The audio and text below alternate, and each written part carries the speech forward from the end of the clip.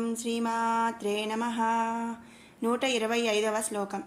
క్లీంకారీ కేవలా గుహ్య కైవల్యపదదాయిని త్రిపురా త్రిజగద్వంద్య త్రిమూర్తిస్త్రిదశేశ్వరీ. క్లీంకారీ, క్లీం అను మంత్ర స్వరూపురాలు. ఈ మంత్రము కామబీజము, సకల జనులను సమ్మోహనులను చేయనటువంటి కామబీజ స్వరూపురాలని ఈ నామం యొక్క అర్థం అన్నమాట. అందుకనే ఆ తల్లిని మనం క్లీంకారి అని స్తుతిస్తున్నాము. తర్వాత నామం కేవల. కేవల అంటే కేవలం, మనం మామూలుగా కేవలం అని చెప్తూ ఉంటాం కదా, అలా అనమాట. తను మాత్రమే ఉన్నట్టి అద్వితీయ స్వరూపురాలు అని ఈ నామం యొక్క అర్థం. కేవల శబ్దమునకు జ్ఞానము అని కూడా మరొక అర్థం ఉంది. అట్టి జ్ఞాన స్వరూపురాలని కూడా దేవిని భావిస్తూ ఈ నామములో కేవల అని మనం స్తుతించుకుంటున్నాము. ఏ ధర్మములు లేనట్టి సమస్త శక్తి స్వరూపిణి అయినటువంటిది కనుకనే దేవి కేవల అని స్తుతించబడుతుంది. అంటే మనం మామూలుగా చెప్తూ ఉంటాం కదండి, కేవలం నేను మాత్రమే ఆ పని చేయగలను, కేవలం నువ్వు మాత్రమే ఆ మాట్లాడగలవు, ఇట్లా మనం చెప్తూ ఉంటాం కదా. అలా కేవలం ఏ ధర్మములు లేనట్టి సమస్త శక్తి స్వరూపిణి అయినటువంటిది కనుకనే దేవి కేవల అని స్తుతించబడుతుంది. తర్వాత నామం గుహ్య. గుహ్య అంటే రహస్యమైనట్టిది, అతి రహస్యమైనట్టిది, లేదా బుద్ధి అనడి గుహనందు ప్రవేశించినట్టిది అని అర్థం అన్నమాట. అందుకనే ఆ తల్లి అతి రహస్యమైనటువంటిది. మనం ముందు నామాల్లో కూడా చెప్పుకున్నాము కదా, ఆ తల్లిని మనం తలచలేము, అంటే వివరించ వీలుగానిది, లేదా ఎలా ఉంటుంది అని చెప్పడం కుదరదు. లేదా ఇంకా ఆ తల్లికి ఎలాంటి ఆకారము లేదు, ఎలాంటి నివాసము లేదు అని మనం చెప్పుకున్నాం కదండి. కాబట్టి ఇక్కడ ఏంటంటే ఆ నామాలకు తగ్గట్టుగా అతి రహస్యమైనటువంటిది, బుద్ధి అనేది గుహనందు ప్రవేశించినట్టుది కాబట్టి ఆ తల్లిని మనం గుహ్య అని స్తుతించుకుంటున్నాము. తర్వాత నామం కైవల్య పదదాయిని. కైవల్య అంటే కైవల్యము, మోక్షము, పదదాయిని ప్రసాదించినది. కైవల్యమును అంటే మోక్షమును ప్రసాదించినది కాబట్టి మనం ఆ తల్లిని కైవల్య పదదాయిని అని స్తుతించుకుంటున్నాము. ఇక్కడ ముక్తులు 5 విధములు అన్నమాట. అంటే మోక్షం, ముక్తులు అనేవి 5 రకాలు. వాటినందే 5వది కైవల్య ముక్తి. ఈ మోక్షమునందు జీవుని యొక్క ధర్మములన్నీ నశించిపోతాయి. జీవుని అందలి చైతన్య శక్తి నిజ రూపముతో వర్ధిల్లును. దీనినే కైవల్య మోక్షం అంటారు. లేదా సకల గుణరహితమైనటువంటి ఆత్మ పరమాత్మ యొక్క సాన్నిధ్యమును పొందుటయే కైవల్యమని అంటారు. అటువంటి మోక్షమును ప్రసాదించినటువంటి శక్తి స్వరూపురాలు కాబట్టి మనం ఆ లలితాంబను కైవల్య పదదాయిని అని స్తుతించుకుంటున్నాము. తర్వాత నామం త్రిపుర. త్రి అంటే 3, పుర అంటే పురములు, 3 పురములు కలిగినటువంటిది అని ఈ నామం యొక్క అర్థం అన్నమాట. ఇక్కడ ఆ 3 పురములు ఏంటి అంటే చిత్తము, మనసు, బుద్ధి. ఈ 3 పురములుగా, ఈ 3 కూడా అంటే చిత్తము, మనసు, బుద్ధిని 3 పురములుగా భావించుట చేత ఆ 3 పురములను కలిగి ఉన్నటువంటిదనియు, లేదా త్రి అంటే 3 కదా, త్రిమూర్తులైనటువంటి బ్రహ్మ, విష్ణు, మహేశ్వరుల కంటే పురాతనమైనది అని కూడా ఇక్కడ అర్థం వస్తుందన్నమాట. ఇంతకు ముందు నామంలో కూడా మనం చెప్పుకున్నాం కదా, మోక్షమును ఇచ్చునది అని అర్థము కలుగుట చేత కైవల్య పదదాయిని అయినటువంటి జగన్మాతే ఆదిశక్తి, సమస్త సృష్టికి మూలాధార బిందువని మనం ఇంతకు ముందు నామాల్లో చెప్పుకున్నాము. కనుక ఆమెయే బ్రహ్మాది త్రిమూర్తుల కంటే కూడా పురాతనమైనటువంటిది అని మనం ఇక్కడ గ్రహించుకోవాలి. కాబట్టి ఆ తల్లి త్రిమూర్తుల కంటే కూడా పురాతనమైనది, అలాగే త్రిపుర 3 పురములు కలిగినటువంటిది అనే అర్థముతో మనం ఆ జగన్మాతను త్రిపుర అని స్తుతించుకుంటున్నాము. తర్వాత నామం త్రిజగద్వంద్య. త్రి అంటే 3, జగ జగములు, లోకములు, ద్వంద్య నమస్కారములు అందుకొనబడినది. 3 లోకముల చేత కూడా నమస్కారములు అందుకొనబడినది కాబట్టి మనం ఆ తల్లిని త్రిజగద్వంద్య అని స్తుతించుకుంటున్నాము. పరబ్రహ్మ స్వరూపమైనటువంటి దేవి 3 లోకముల చేతను పూజించబడినటువంటిది. బ్రహ్మాది దేవతల చేతను నమస్కారమును అందుకొనున్నటువంటిది. సర్వశక్తి సంపన్నమై ఈ సమస్త సృష్టికి ఆది బిందువు, మూల బిందువు ఆ జగన్మాత అని మనం ఇంతకుముందు కూడా చెప్పుకున్నాము. అలాంటి ఆది బిందువైనటువంటి జగన్మాత ముల్లోకములందుగల ఇతర శక్తులతో నమస్కారము అందుకొనుచున్నది. కాబట్టి మనం ఆ తల్లిని త్రిజగద్వంద్య అని స్తుతించుకుంటున్నాము. తర్వాత నామం త్రిమూర్తి. త్రి అంటే 3, మూర్తి అంటే మూర్తులు కలిగి ఉన్నది. 3 మూర్తులు కలిగి ఉన్నది అని ఈ నామం యొక్క అర్థం అన్నమాట. మనం పై నామమున ఇక్కడ గ్రహించగా త్రిమూర్తులు అంటే బ్రహ్మ, విష్ణు, మహేశ్వరులు తానుగా కలిగి ఉన్నది అని ఇంతకు ముందు నామాల్లో కూడా మనం చెప్పుకున్నాము. దేవి కనుక త్రిమూర్తి అని చెప్పబడుతున్నది. అంటే మనం ఇంతకుముందు చెప్పుకున్నాం కదండి, బ్రహ్మతత్వం కలిగినది, విష్ణుతత్వం కలిగింది, మహేష్ అంటే పరమేశ్వరుని తత్వం కలిగినది అనేది మనం ఇంతకుముందు నామాల్లో కూడా చెప్పుకున్నాం అనమాట. అలా బ్రహ్మ, విష్ణు, మహేశ్వరులు తానుగా కలిగి ఉన్నది కాబట్టి దేవి త్రిమూర్తి అని ఇక్కడ చెప్పబడుతున్నది. ఇంకో విధంగా మనం ఏమనుకోవచ్చు అంటే బ్రహ్మ, విష్ణు, మహేశ్వరుల దృష్టి నుండి జన్మించిన 3 వర్ణములు గల కన్యక. ఆ 3 వర్ణములు ఏంటి అంటే బ్రాహ్మి, రౌద్రి, వైష్ణవి అని అర్థం అన్నమాట. అలా కూడా మనం అంటే బ్రహ్మ, విష్ణు, మహేశ్వరుల దృష్టి నుండి జన్మించిన 3 వర్ణములు గల కన్యక అని కూడా మరొక అర్థం వస్తుంది. కాబట్టి మనం ఆ తల్లిని త్రిమూర్తి అని స్తుతించుకుంటున్నాము. ఇక తర్వాత నామం త్రిదశేశ్వరి. త్రిద అంటే 33, ఈశ్వరి అంటే ప్రభువు, ఈశ్వరి.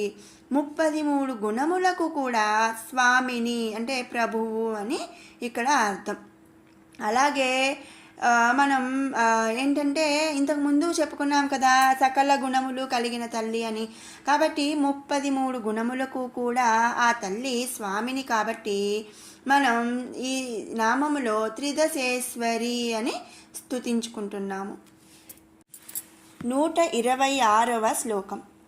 త్ర్యక్షరీ దివ్యగంధాఢ్యా సింధూరతిలకాంచిత ఉమా శైలేంద్రతనయా గౌరీ గంధర్వ సేవిత. త్ర్యక్షరీ. త్ర్య అంటే 3, అక్షరి అంటే అక్షరములు. 3 అక్షరముల సమూహమే స్వరూపముగా కలిగినటువంటిది అని ఈ నామంలో చెప్పబడుతుంది. ఈ సృష్టి అందుగల 3 అక్షరముల నామముల యొక్క శక్తి స్వరూపురాలు ఆ జగన్మాత. మరొక విధంగా ఎలా చెప్పచ్చంటే శివస్వరూపురాలైనటువంటి దేవి జ్ఞానశక్తినిచ్చు వాగీశ్వరిగాను, క్రియాశక్తినిచ్చు కామేశ్వరిగాను, ఇచ్ఛాశక్తినిచ్చు పరాశక్తిగాను 3 స్వరూపములతో విరాజిల్లుతున్నది. కాబట్టి ఈ త్రిశక్తి సంపన్నమై అయినటువంటి దేవి త్ర్యక్షరి అని స్తుతించబడుతుంది. తర్వాత నామం దివ్య గంధాఢ్య. దివ్య గంధ అఢ్య అంటే దివ్య గంధాది పరిమళములతో విరాజిల్లునది అని ఈ నామం యొక్క అర్థం అన్నమాట. వెనుక నామందు అంటే ముందు నామందు మనం అంటే సింధూర తిలకాంచిత అని కూడా మనం ఒక నామంలో చెప్పుకున్నాము. అలాగే ఏంటంటే ఈ నామంలో దేవి గంధాది పరిమళములతో పరిమళించుచున్నది అని ఈ నామంలో మనం గమనించుకోవచ్చు. అలా ఆ తల్లి గంధాది అంటే దివ్య గంధాల పరిమళాలతో విరాజిల్లుతూ ఉంటుంది. కాబట్టి మనం దివ్య గంధాఢ్య అని స్తుతించుకుంటున్నాము. తర్వాత నామం సింధూర తిలకాంచిత. సింధూర సింధూరపు, తిలక బొట్టుతో, కాంచిత వర్ధిల్లుతున్నట్టిది, సింధూరపు బొట్టుతో వర్ధిల్లుతున్నట్టిది అని ఈ నామం యొక్క అర్థం అన్నమాట. ఇక్కడ సింధూర శబ్దమునకు రకరకాల అర్థాలు ఉన్నాయండి. అవి ఒకటి ఏనుగు అని చెప్పచ్చు, ఇంకోటి స్త్రీ అని కూడా అర్థం ఉంది సింధూర అంటే. కనుక ఏనుగు వలె నడుచుచున్నది అని కూడా మనం ఈ నామం యొక్క అర్థంగా చెప్పుకోవచ్చు. అలాగే స్త్రీలచే పూజింపబడినట్టిది అనే అర్థము కూడా మనం చెప్పుకుంటున్నాము.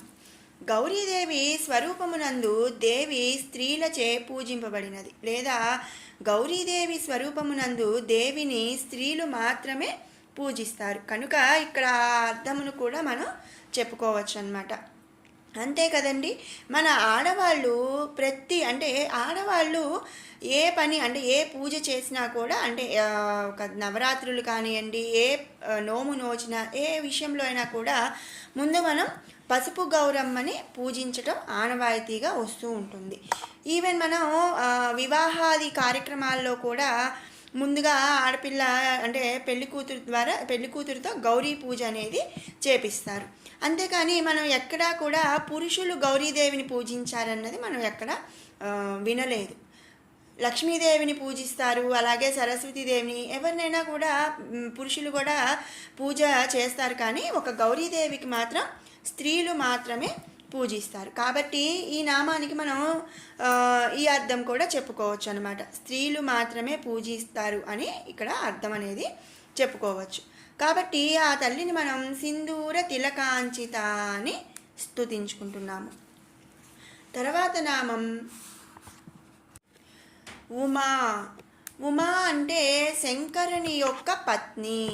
ఇక్కడ దేవికి ఉమా అన్న నామము కలుగుటకు కారణమగు గాథ ఉన్నదన్నమాట, ఒక కథ ఉన్నది. అదేంటంటే పరమశివుని కొరకు పార్వతి తపస్సు చేయుటకు బయలుదేరగా ఆమె తల్లి యగు మేనాదేవి వద్దు అని వారించింది. ఉకారమునకు ఓ పార్వతి అనియు, మాకారమునకు వద్దు అని అర్థము గ్రహించాలన్నమాట.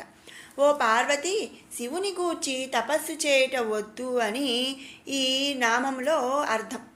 ఉమా అంటే ఓ పార్వతి, శివుని గూర్చి తపస్సు చేయట వద్దు అని అర్థం అన్నమాట.